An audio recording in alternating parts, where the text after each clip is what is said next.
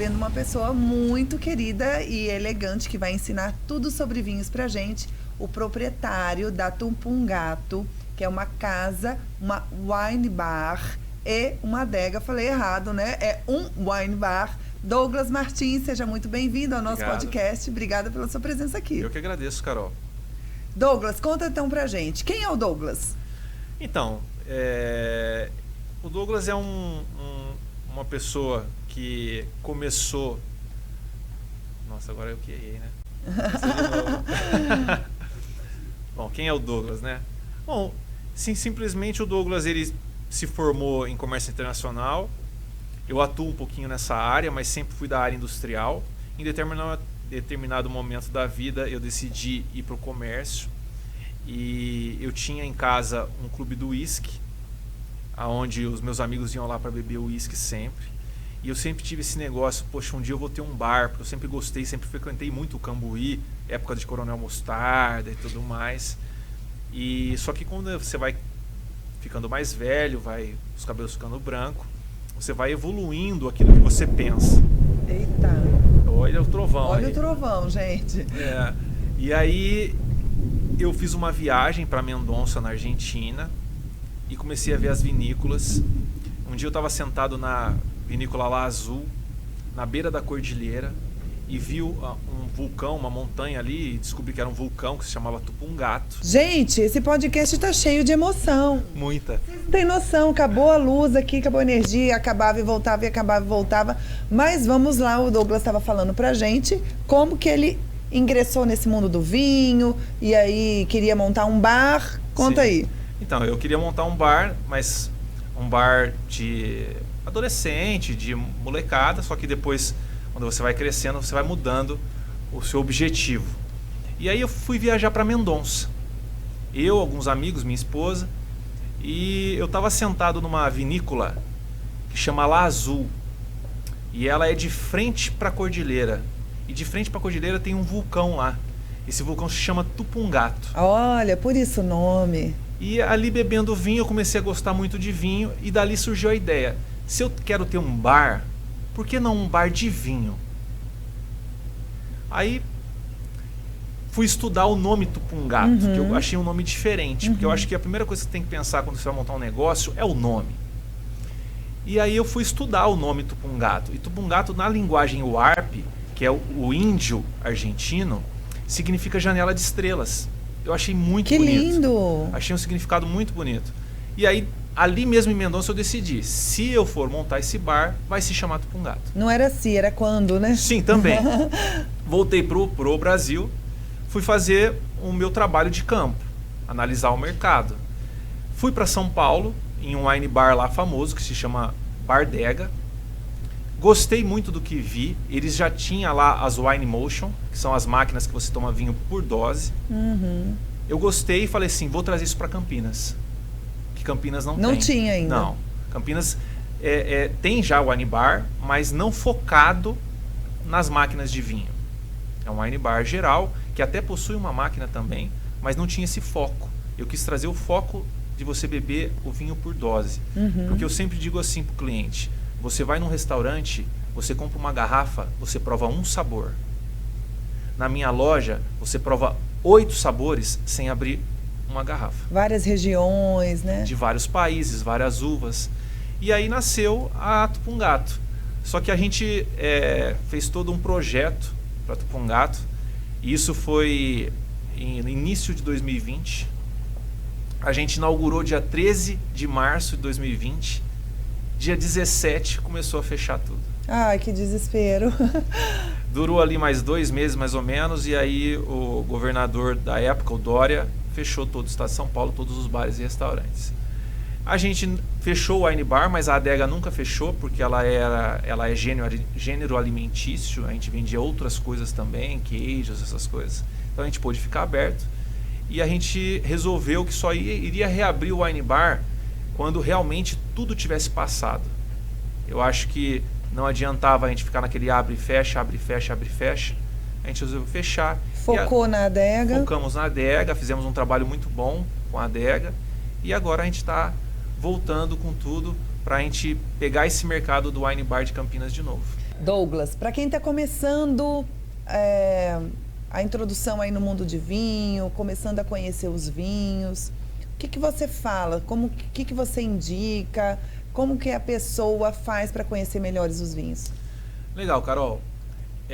Eu uso muito a minha própria pessoa como referência. Como eu te disse, eu era cervejeiro. Voltei de Mendonça gostando de vinho. Queria começar a beber vinhos. O que acontece? Eu chegava em algumas lojas para comprar vinho e eu não me sentia bem. Por quê? Porque eu chegava e falava assim, olha, eu quero um vinho de mais ou menos R$100.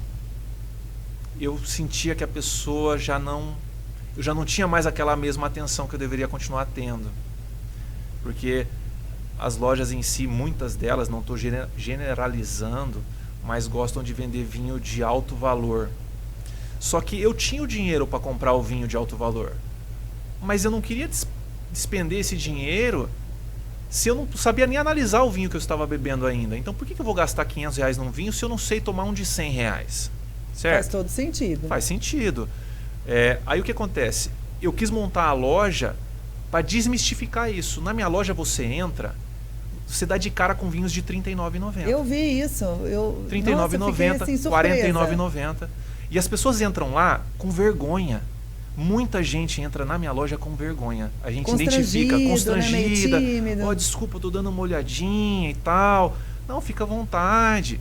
Aí a pessoa começa a se soltar, porque quem trabalha lá é a minha esposa, ela é a sommelier oficial da loja. E ela tem uma desenvoltura muito boa para o comércio. E ela começa a bater papo com o cliente. E o cliente acaba se soltando e confessando. Olha, eu compro em supermercado. Mas por que você compra em supermercado? Porque lá não tem ninguém olhando. Olha só. Eu não fico com vergonha. Eu acho que loja de vinho só tem vinho caro. É só para quem entende muito. Sim. Então, na minha loja, a gente faz um atendimento. Se você vai comprar uma garrafa de R$39,90 ou uma de R$4.000 que eu tenho na loja, o seu atendimento é o mesmo.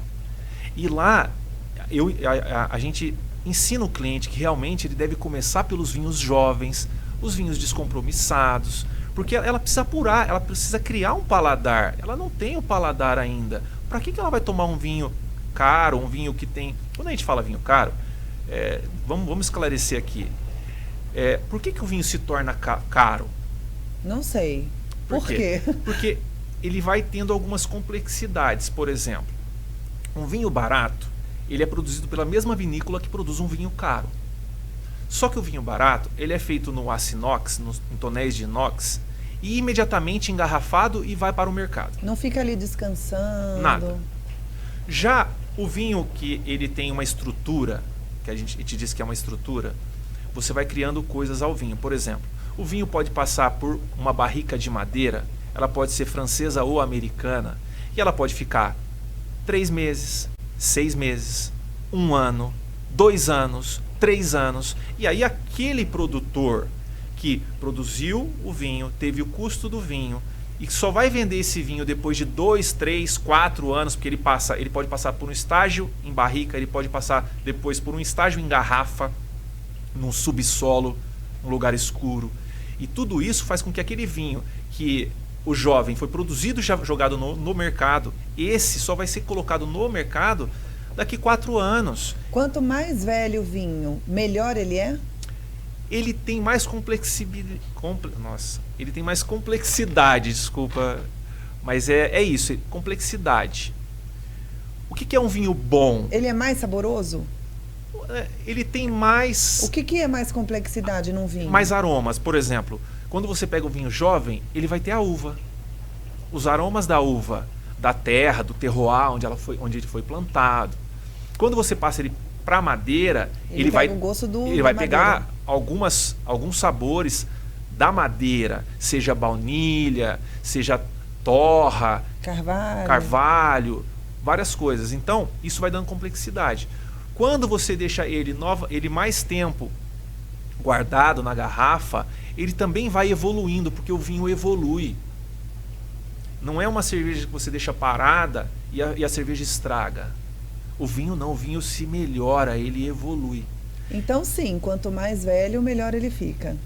melhor, mas para quem? Se for para essa pessoa iniciante que eu estou te falando, não faz diferença. Não faz diferença. Por isso que eu digo assim, eu quero vender honestidade para o meu cliente. Eu não quero vender valor. Porque se eu formar o meu cliente, ele nunca mais vai deixar de ser meu. Verdade. Esse cliente que ia no supermercado e se sentiu bem na minha loja, e eu comecei vendendo um vinho para ele de 39, na próxima vez um de 49, depois um de 70, depois um de 80. Ele vai pegando gosto, né? E eu formei o cliente. Entende? E essa formação do cliente faz com que eu fidelize esse cliente comigo. Porque ele se sentiu bem, ele foi conduzido a evoluir o seu paladar. Aonde? Na Tupungato. E me fala um pouquinho pra gente sobre as uvas, a diferença de Malbec, a diferença de uma Pinot Noir. Fala um pouquinho pra gente sobre essas uvas, sobre os tipos de vinhos, sobre os tipos de países. Sim, também. Isso aí também faz parte da pessoa que está aprendendo a tomar vinho. Tem muita gente que chega na loja e fala assim, olha, eu tomei um vinho, nossa, eu achei ele muito forte, odiei. Não é que o vinho estava, eu acho que o vinho estava ruim, alguma coisa assim. Não, o vinho não estava ruim. O vinho que te foi oferecido ou que você pegou numa prateleira não era compatível com o seu paladar naquele momento. Se você está iniciando no mundo do vinho, a pessoa chega lá na loja e me pergunta, Douglas, o que você sugere? Nossa, isso é muito difícil. Por quê? Eu não posso levar em consideração a minha régua. Então o cliente quer uma sugestão. Eu começo a bater papo com o cliente, minha esposa, para tentar tirar dele o que ele bebe hoje. Ah, eu bebo cerveja, tá, mas você bebe uma cerveja Pilsen ou uma de trigo? Ah, eu bebo trigo. Opa, eu já identifico que esse cliente pode se dar melhor com um vinho mais encorpado. Não, eu bebo Pilsen. Não, então é um vinho mais leve. Então eu posso oferecer para ele um Pinot Noir, eu posso oferecer para ele... Então é um vinho leve. Sim, claro. Eu posso oferecer um Gamay. Se eu quiser, eu posso oferecer um Merlot até, porque o Merlot, ele... Como é que eu vou te dizer? Ele é fácil de beber, o Merlot. E o Cabernet Sauvignon? Já aí não. Eu já não ofereceria de início para esse cliente. É isso que eu falo. Eu ia fazer uma trajetória com esse cliente até ele chegar numa assim, Cabernet, numa Syrah. O iniciante começa pelo Pinot Noir, vai ali para o Malbec, até chegar num Cabernet Sauvignon. Desde que eu tenha identificado que ele gosta de bebidas leves. Se ele está iniciando no vinho, mas eu já vejo que ele toma whisky, eu já vou para as uvas mais pesadas, as uvas que têm mais corpo, tem mais tanino. Aí eu vou para um Taná, eu vou para o Malbec, eu vou para o Cabernet, eu vou para o Syrah, entendeu? Então, tudo vai de você identificar. Por isso que é legal quando você bate papo com o cliente. Eu não vendo para o cliente. O cliente não fica na minha loja menos do que 30 minutos. Porque chega lá, a gente bate papo com o cliente. Esse é o diferencial. Quando você tem vendedores que são comissionados, eles têm que atender você rapidamente e já trocar para o próximo. E eles têm que faturar. E vendeu caro, né? E vendeu caro. E aí a pessoa toma aquilo lá, se arrepende, não gostou. E aí, de repente, foi uma venda única. Eu não quero fazer uma venda única.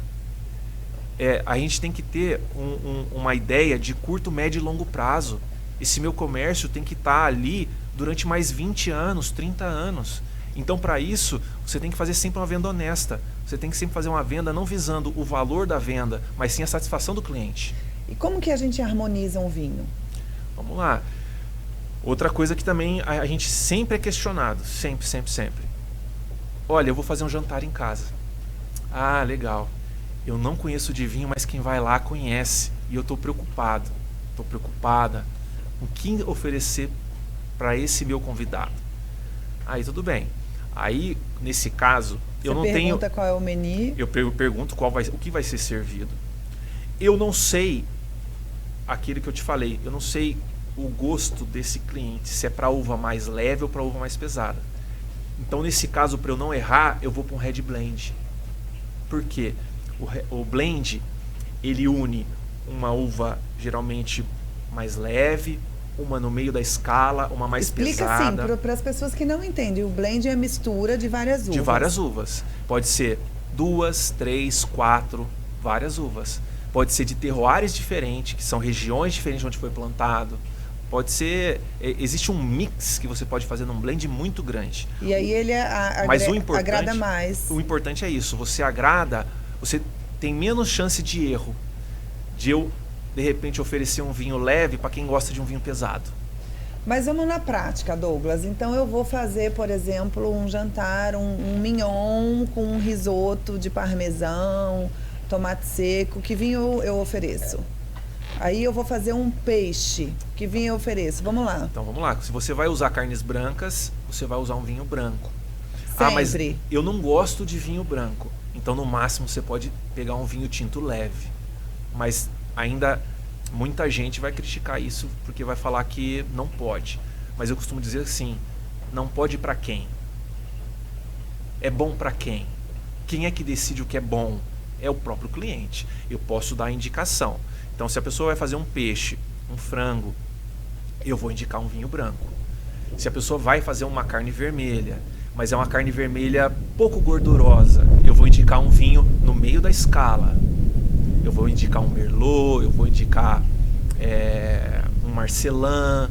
Agora, se vai fazer uma carne gordurosa, que tenha queijo, que tenha molhos, aí eu vou indicar um vinho mais pesado, eu vou indicar um Cabernet, eu vou indicar um Syrah. Então, assim, só que é uma indicação, não é uma imposição. Claro, Porque tem muita gente que fala assim, eu vou fazer feijoada. Qual o vinho que combina com feijoada? Eu vou falar caipirinha. Certo? Mas tem não, a bebida certa para o prato certo. Sim, e muitos dizem que não há combinação para feijoada. Tá, mas tudo bem. Mas eu quero sentar na mesa e não quero beber vinho. Não quero beber caipirinha, não quero beber chopp, eu quero beber vinho.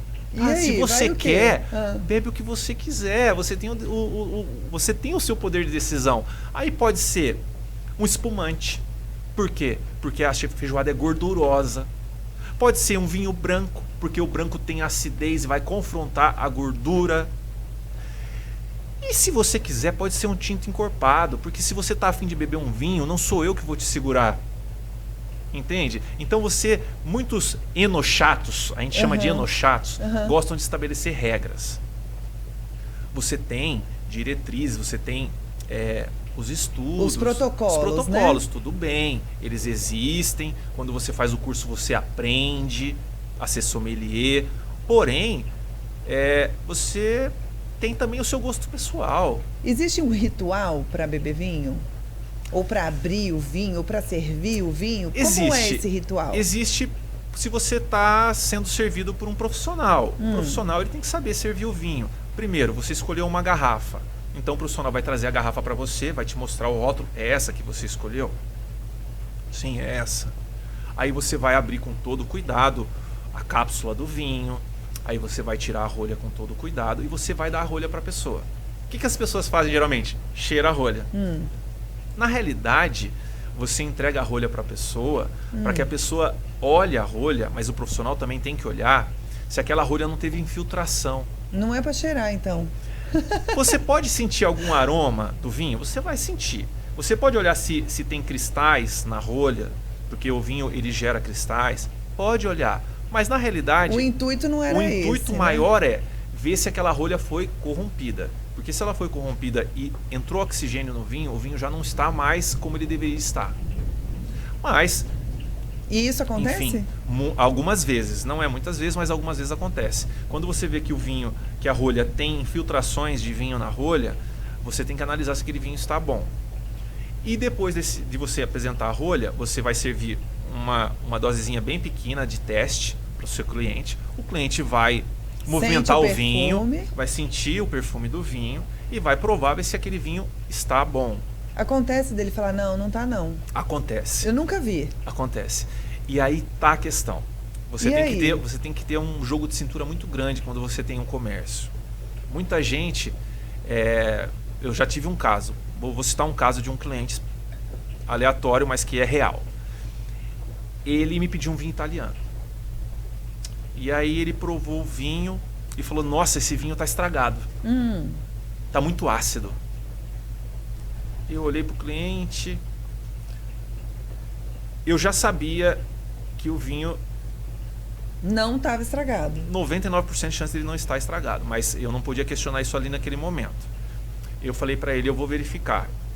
Eu peguei o vinho, retirei do local, fui até o local reservado, provei o vinho estava ótimo. Aí eu fiquei naquela situação. O cliente estava acompanhado. Vou falar para ele que o vinho está bom. O problema é que ele não tem o hábito de tomar vinho italiano. Ou eu vou trocar a garrafa para ele. Aí eu decidi sempre pelo cliente. Voltei lá na mesa, falei, senhor, vamos escolher outro vinho? Eu não confirmei que o vinho estava estragado. Entendi. E também não desautorizei ele assim na frente da pessoa que ele estava acompanhando ele, por exemplo. E aí ele foi no italiano. Eu falei assim, olha, veja bem, se o senhor escolher novamente um italiano, talvez o senhor não esteja acostumado com o paladar do vinho italiano. O senhor não gostaria de escolher um argentino, um chileno? Posso dar uma sugestão para o senhor? E acabou que deu tudo certo. Ele tomou um outro vinho. Ele saiu da de Itália outro e foi país. para onde? Eu não me recordo, acho que foi o Argentina ou Chile. E deu tudo certo. Mas o que acontece? Esse cliente, eu já tinha percebido, analisado que ele não era muito de beber vinho. Mas como ele foi lá, e lá é um lugar de vinho, e ele, de certa forma... Era um programa especial. Era um programa especial, queria abrir um vinho. Uma ocasião assim, Sim. Elegante, chique. E para que eu vou estragar isso? Não há motivo. Mas então é isso. Dificilmente um vinho está estragado. Olha, nesses 4 anos, eu peguei 2 garrafas que realmente estavam estragadas. E nós vendemos nesses 4 anos, aproximadamente, umas 200 mil garrafas. Nossa. Então é muito pouco a quantidade de vinho Essa que se história estraga. do país é interessante, porque o dia que eu fui lá com as minhas amigas na degustação, eu comecei com um espumante. Sempre se começa com espumante, né? Ou não? Depende. Nem sempre. Nem sempre, mas se você for fazer um jantar com entrada, salada, na prato degustação principal... ali, como que é? Na degustação, sim. Na degustação. Sim. Então, começamos com o iniciante, aí você nos ofereceu um italiano, que eu amei, que é o Primitivo, que eu amo esse vinho. Sim. Adoro. Nem sei, depois você fala. Depois eu fui para um outro italiano. Sim. Aí você me deu um argentino, se não me engano, um chileno, depois um espanhol. Foi. E eu não gostei do espanhol. Sim. E aí eu falei, não, esse não gostei não. Você falou, então você gosta de vinho? Não, então, na realidade, você não gostou do argentino. Não foi do espanhol, eu registrei isso. Foi? Foi do espanhol. Eu pensei que era o argentino. Foi do espanhol. Foi? Então, porque assim, ó... Aí você falou que eu gosto de vinho pesado. Então, quando você tomou o espanhol, era da uva Tempranillo, que é uma uva mais... Tempranillo, que ela é mais leve. Então foi por isso realmente. Você estava num Primitivo, depois você foi para um Sangiovese e depois você foi o argentino, que era um Malbec. Gente, eu não bebi tanto assim não, ainda prejuízo. Não, mas são pequenas doses. E aí quando você foi pro Tempranillo, o Tempranillo não te agradou porque você estava tomando um vinho mais potente e você foi para um vinho mais leve. Isso não te agradou. Saiu de tempo ali, será? Sim. Foi isso? Foi, mas uma degustação é isso. A degustação é você provar várias uvas de vários países, com vários sabores, com várias sensações. E aí você vai ali identificar, olha, não foi agradável, mas talvez não foi agradável pela sequência e não pelo vinho. Se você tivesse começado pelo Tempranillo e depois tivesse ido para os vinhos mais pesados, aí você não sentiria essa diferença. Entendeu? Douglas, você pode dar indicação de vinhos de preços acessíveis? Vários. Igual essas aí. Eu quero um vinho de até R$100. Vários. Vamos aí. Você pega assim, ó, para começar, vamos falar de vinho de R$ 39,90. Eu tenho uma vinícola chilena que chama Ventisqueiro Wines, que é uma vinícola espetacular, maravilhosa, que faz vinhos maravilhosos. E ele tem um vinho de entrada que chama Tanteuer, e esse vinho é R$ 39,90. E ele tem Merlot, Cabernet, são vinhos que eu indico para todos os clientes e agrada a todos os clientes. Inclusive a gente vende até no B2B, eu vendo esse vinho para restaurantes. Então é um vinho que agrada muito, que é de R$ 39,90. Depois eu posso passar para vinhos nacionais. Eu tenho vinhos nacionais que nem esse que a gente está bebendo agora. Uma É delícia. o vinho da vinícola Dom Guerino. Muito gostosinho. Esse vinho é um vinho jovem, que não passa por madeira. É um vinho que tem pimentão vermelho, que tem especiarias, que vai bem com carne vermelha. E que se você quiser beber que nem a gente aqui, sem comer nada, também agrada muito.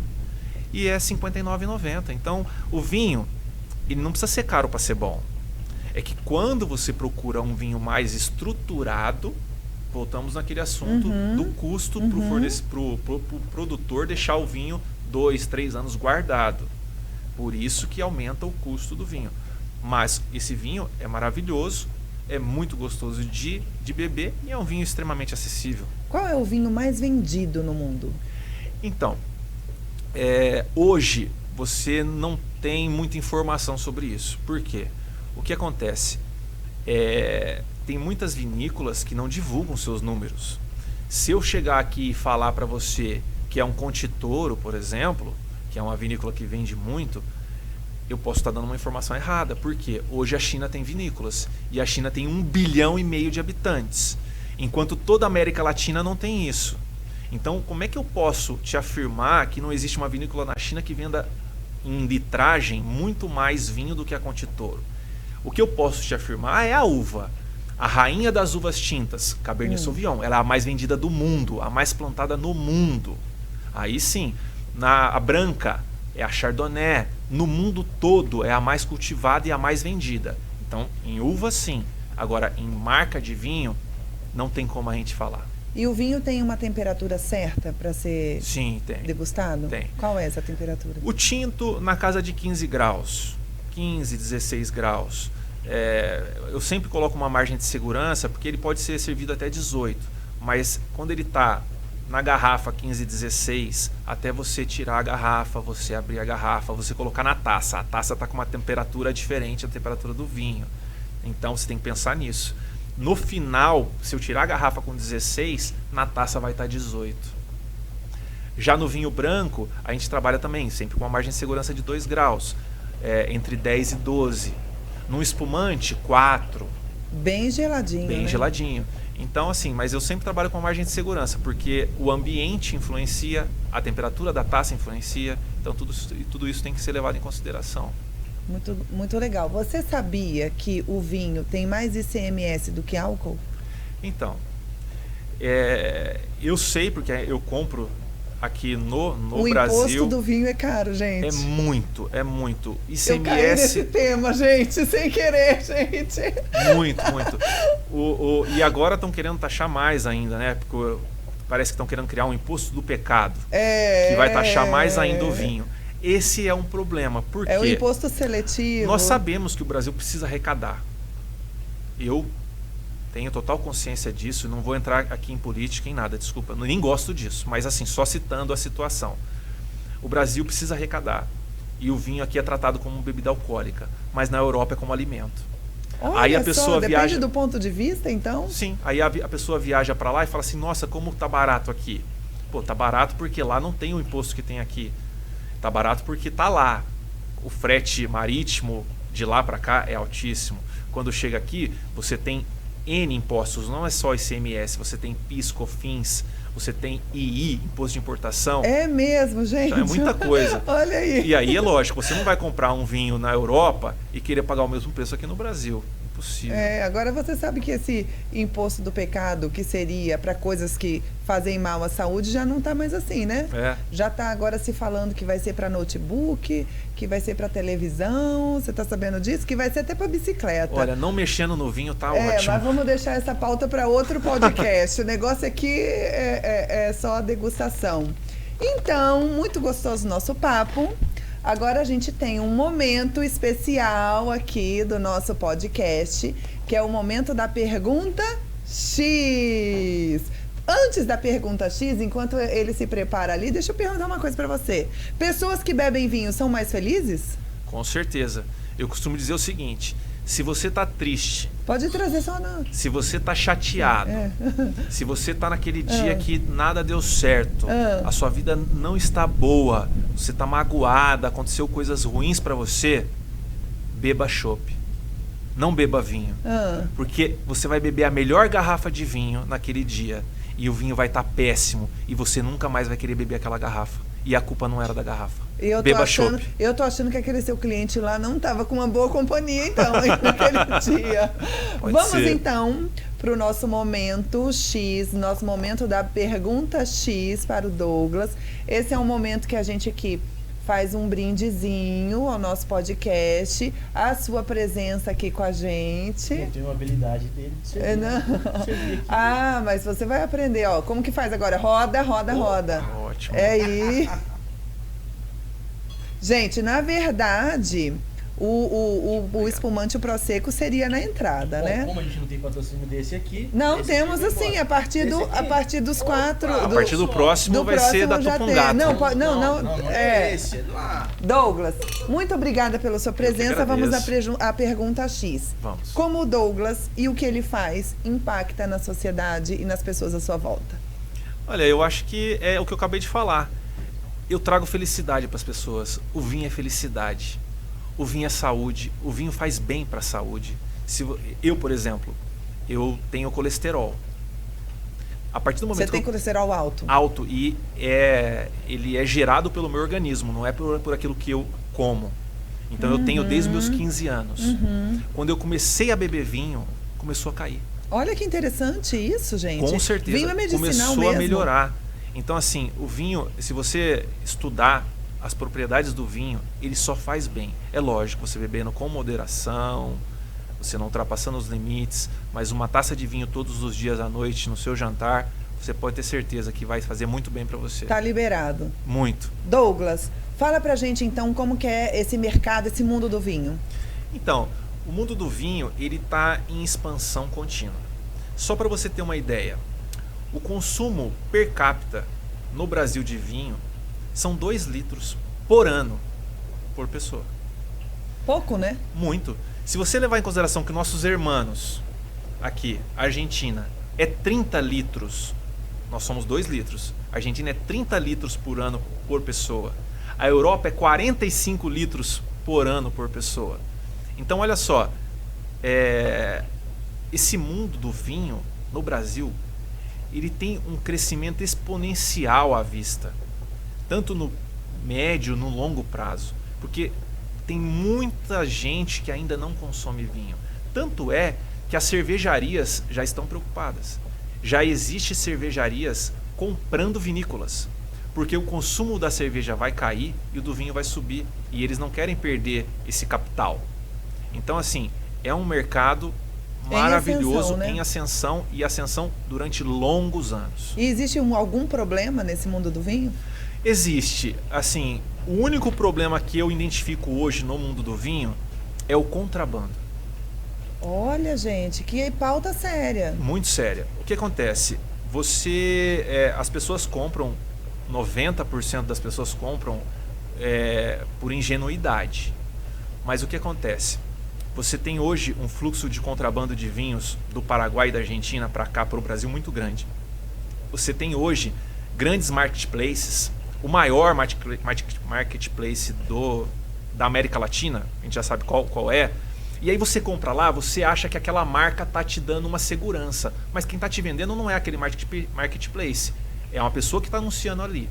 E aí você pega um rótulo argentino, que na minha loja custa R$250 e lá está por R$100. Aí você compra, nossa, que negócio maravilhoso, vou comprar esse vinho gente, famoso. Mas já sabe que é para desconfiar, né? Por R$100. Você compra e o vinho chega para você.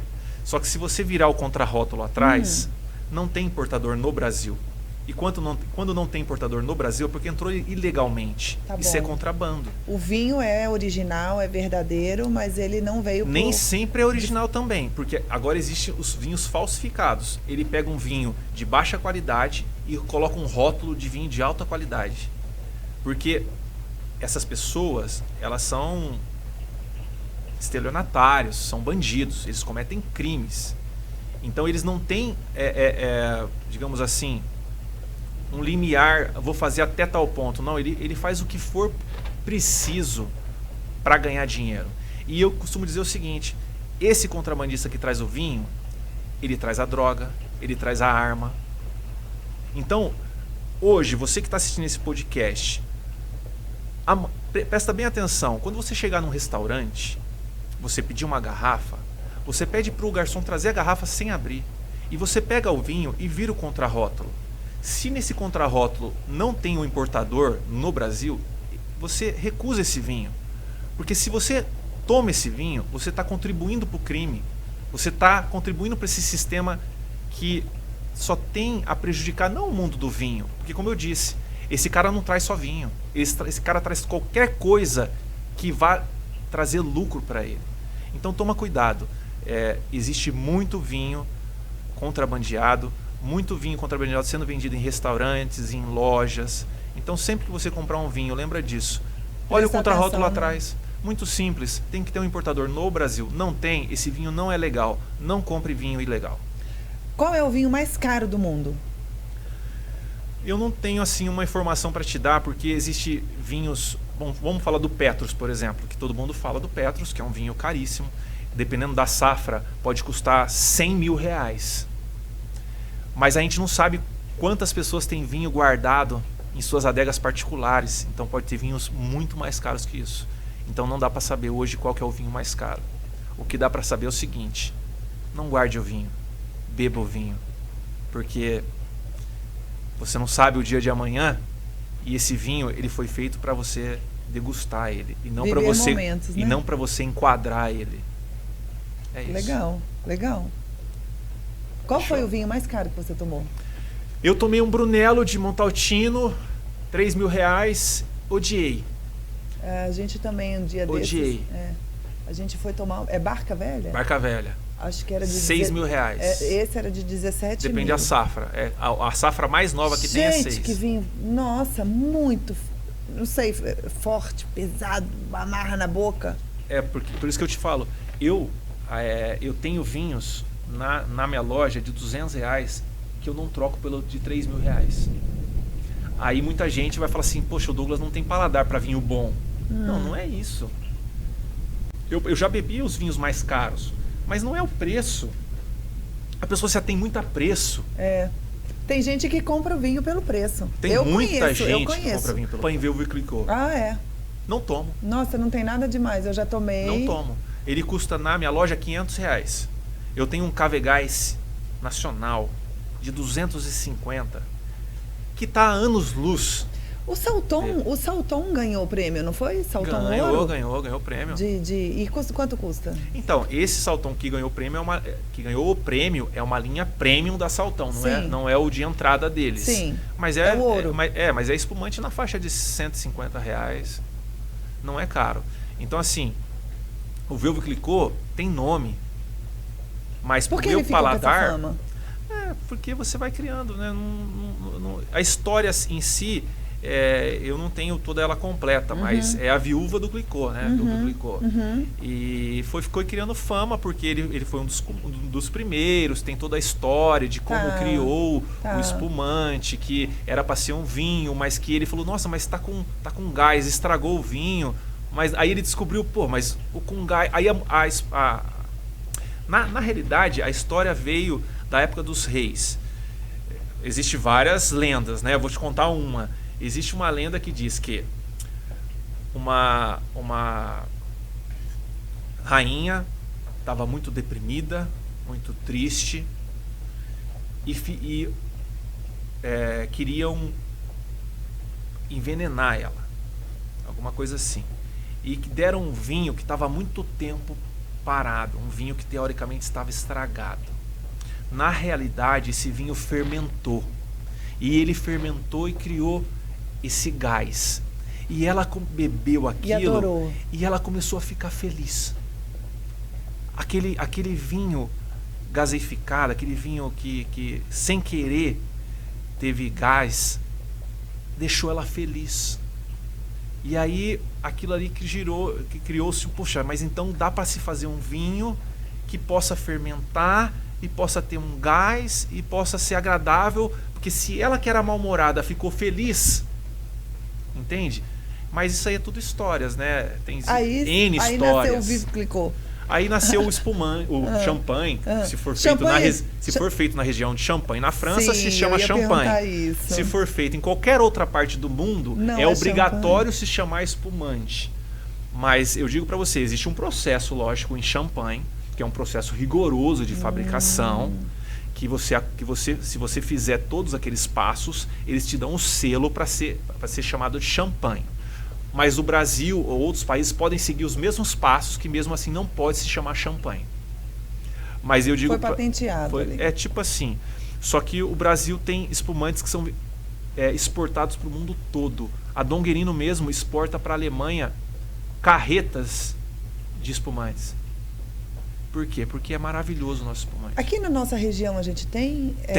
A gente tem em São João da Boa Vista, a gente tem em Andradas, São a Roque? gente tem...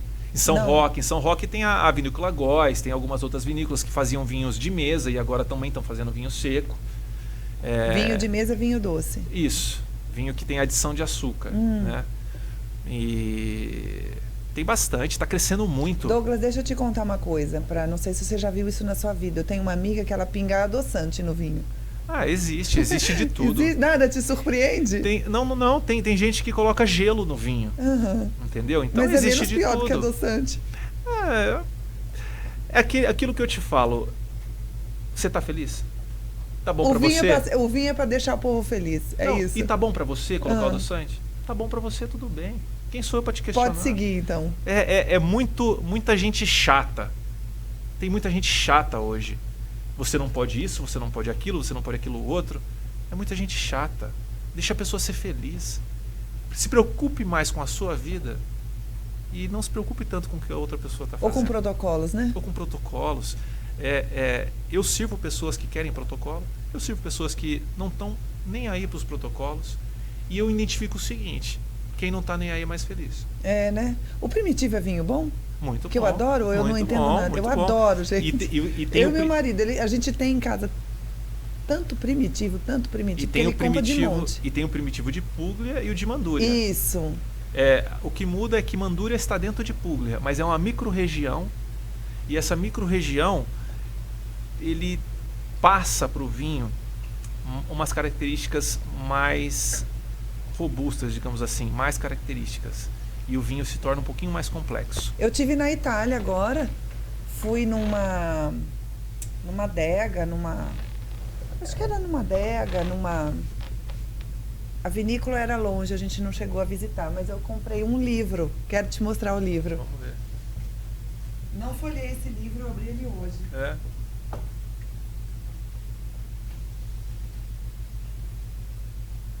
Na região da Emília Romana. Sim. É a região da minha família. Ah, tá. Emília Romana. Vinho e diversidade. Agora que tá ficando sensacional. Então tá, vamos lá, seguimos. Vamos O que lá. você fala desse livro aí? Lindo, maravilhoso, muita história, né? Lindo, não é? Eu tô vendo aqui que fala da Bolonha também.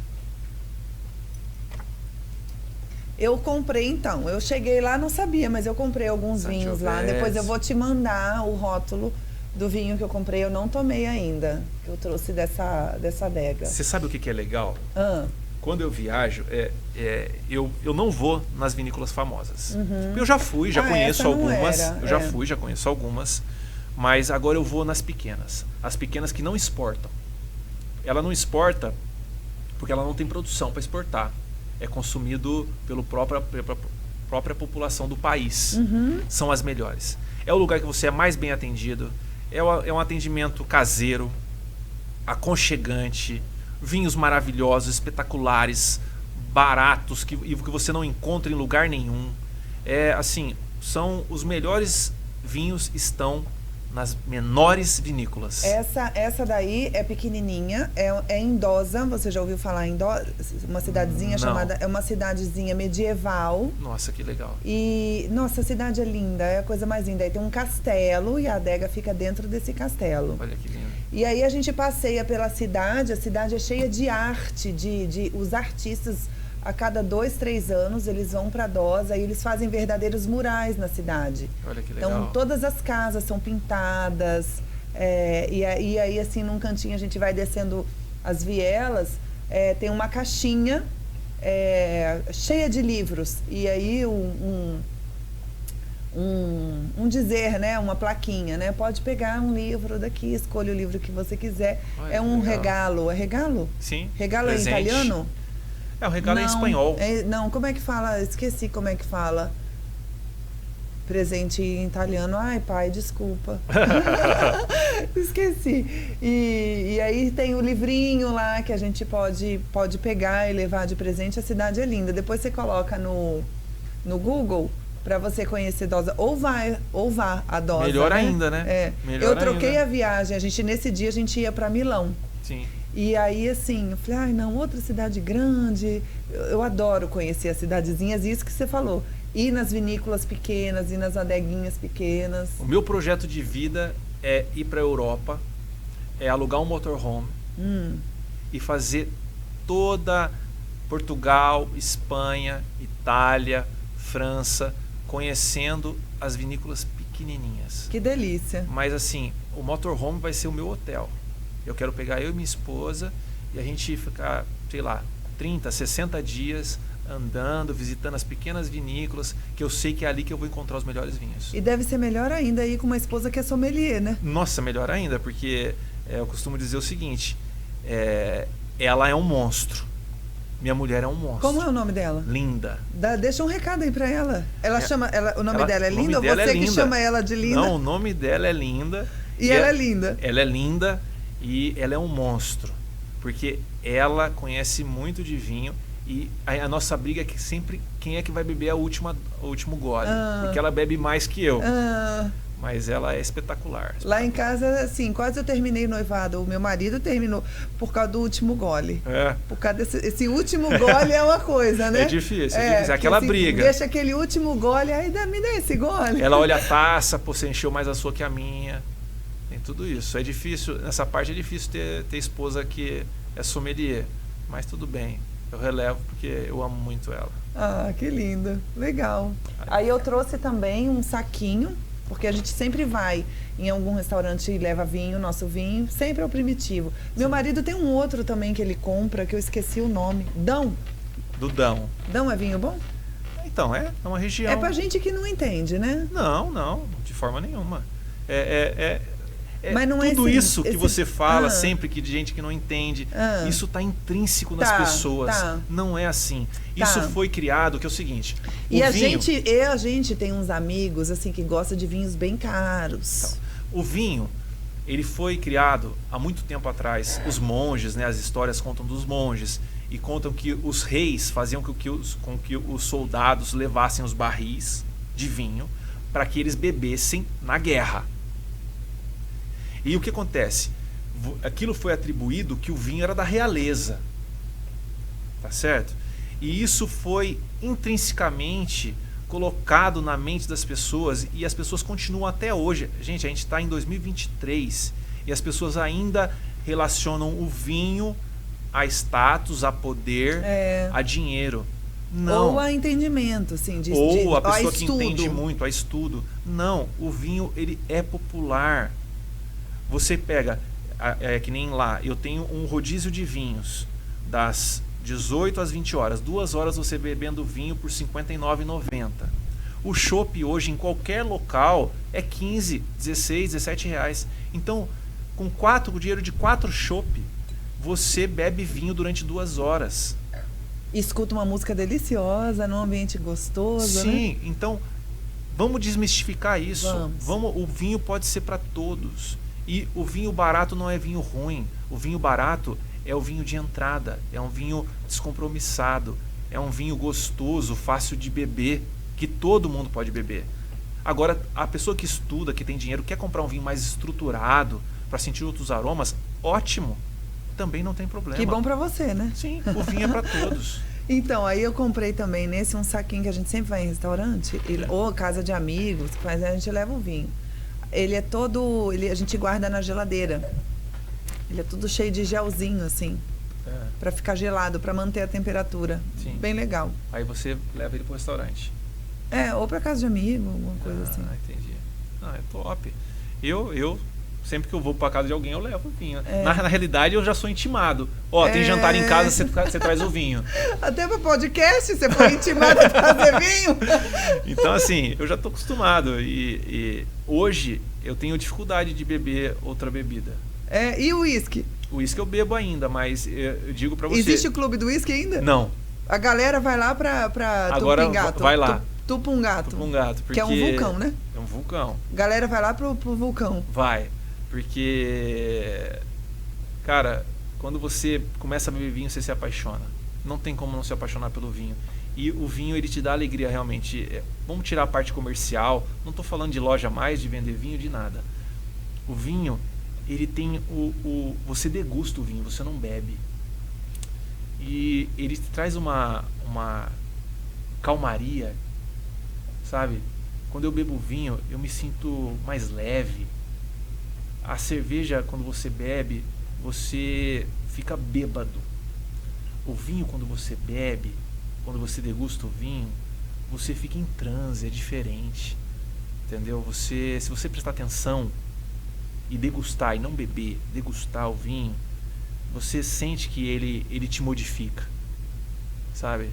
Naquele momento, você esquece dos problemas, você consegue estar ali de uma forma diferente, enxergando o que está acontecendo ao redor.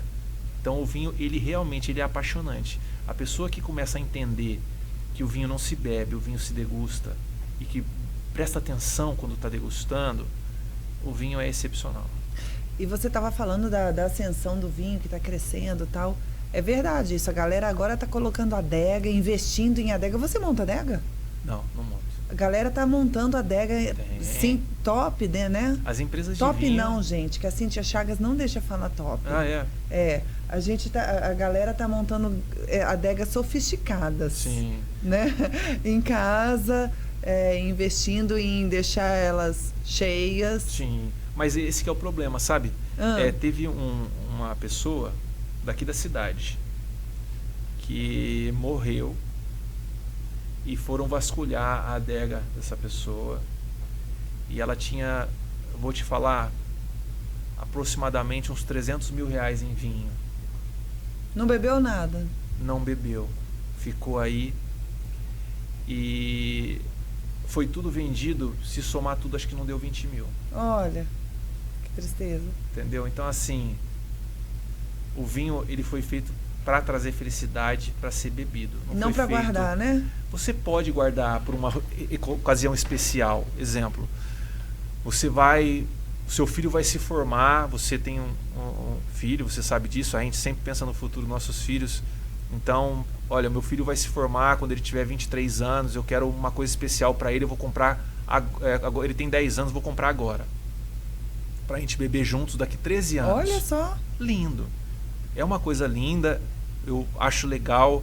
Olha, eu tô com 30 anos de casado, só que eu quero guardar para minha bodas de 50. Vou comprar um vinho, lógico, de guarda, né? Um vinho que dure 20, 30 anos, para eu abrir com a minha esposa linda, quando a gente fizer 50 anos de casado. Pô, que legal, ótimo. Então faça isso, não estou dizendo para você não fazer isso. Uma garrafa, 2, 3, para ocasiões especiais. Agora, você montar uma adega com 300, com 1 milhão, 2 milhões de reais de vinho, e que você não vai fazer aquilo virar felicidade para você, é só para você mostrar como se fosse uma obra de arte, opinião minha. Desculpa, mas a pessoa pode fazer novamente o que ela quiser da vida dela. Estou dando a minha opinião. Eu sou dono de adega, eu tenho mais de 600 rótulos e eu não faria isso, porque eu acho que o vinho, ele é uma coisa para trazer felicidade naquele momento para você. Compre sempre, beba sempre e não acumule vinho. Não seja um acumulador de vinho. Seja de momentos e de lembranças. De momentos, de lembranças, de felicidade. Legal. Legal. De rolhas, né? De colecionar rolhas. Aí sim, pode colocar, pode colecionar. Eu tenho uns amigos que eles escrevem a data na rolha. Muito legal. Do vinho que eles tomam. Muito legal. Ó, um amigo meu se casou e eu fui no casamento dele. O espumante que foi aberto pro brinde, eu peguei a rolha. E ela tá guardada comigo. Então, em um momento correto, eu vou pegar aquela rolha que está guardada, que ele nem sabe, aquela rolha se perdeu para ele. Eu guardei. E vou marcar aquela data do casamento dele, vou colocar dentro de um acrílico transparente e escrever lembranças do seu casamento. Olha que legal. Aí sim, aí é uma coisa legal para você dar um presente diferente, muito top. Top não pode. Top não pode. A Cíntia Chagas, nota a gente. A gente não fala top aqui. Mas assim, isso sim. Agora, acumular, que nem o nosso amigo da técnica falou, acumule garrafas vazias. Não acumule garrafas cheias. É isso, legal. Vazias de vinho, mas cheias de felicidade. É isso, pessoal. Espero que vocês tenham gostado do nosso bate-papo, que foi uma delícia sobre vinhos. Não deixe de visitar a Tupungato, que você vai ser muito bem atendido e vai adorar criar momentos deliciosos, sempre com bons vinhos, com boas indicações. Obrigada. Obrigado, Carol. Eu que agradeço ter me chamado. Agradeço muito e espero você lá mais vezes e vocês também que estão assistindo. Sempre que quiser ter uma indicação honesta, que quiser fazer um jantar harmonizado, quiser uma opinião, pode ir lá que a gente está à disposição. E esperamos vocês sempre para o próximo episódio do nosso Carol Pod.